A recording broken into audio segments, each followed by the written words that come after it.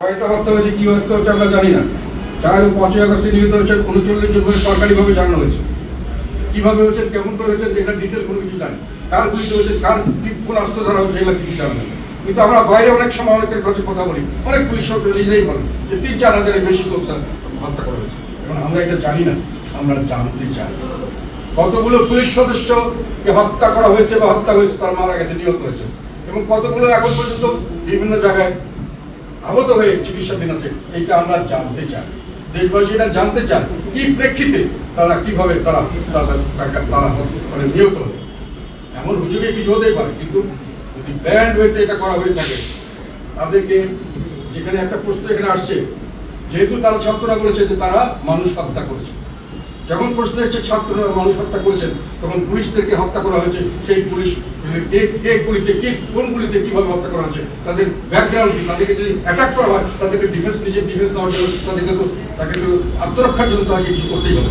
সেই জন্য আবার তারা দোষী সাব্যস্ত হবে, সেই জন্য তাদেরকে নিন্দা করা হবে, তাদেরকে বিভিন্নভাবে ছোট করা হবে। এটা তো সঠিক নয়। আমরা মনে করি সত্যিকার অর্থে যদি তারা যে আত্মরক্ষার্থে গুলি করে থাকেন, সেটা তাদের অপরাধের কথা নয়। এগুলো বিবেচনা করা দরকার। আমরা মনে করি প্রত্যেকটি হত্যার তদন্ত হওয়া দরকার, পুলিশ হত্যারও তদন্ত হওয়া দরকার। পুলিশ যারা আহত হয়েছে সেটারও আমরা চাই তার তদন্ত হোক। এবং কেননা একটা কথা আমরা বলতে চাই, এখানে আজকে যে পুলিশ বাহিনী এরকম আমরা কোনো কাজ করতে পারছি না, পুলিশ বাহিনী একেবারে অকার্যকর হয়েছে, তার একটা প্রধান কারণ হলো যে আমরা পুলিশকে নানানভাবে নিগৃহীত করছি, যেটা আমি আগে বলছিলাম। এখন আমাদের দেখেন, কিছুদিন আগে আমেরিকাতে নিউ ইয়র্ক সিটিতে একজন কর্মরত বাঙালি পুলিশ নিহত হয়েছে, তাকে কিন্তু রাষ্ট্রীয় সম্মান দেওয়া হয়েছে। আমাদের প্রধান উপদেষ্টা সেখানে গিয়ে তার ফ্যামিলি সঙ্গে সম্মান দিয়েছে।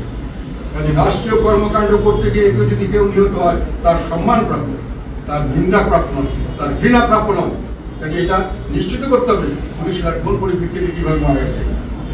আর ছাত্র সমন্বয়করা যেহেতু বলেছেন যে তারা সশস্ত্র সংগ্রামের জন্য প্রস্তুত ছিলেন, তাদের কাছে সশস্ত্র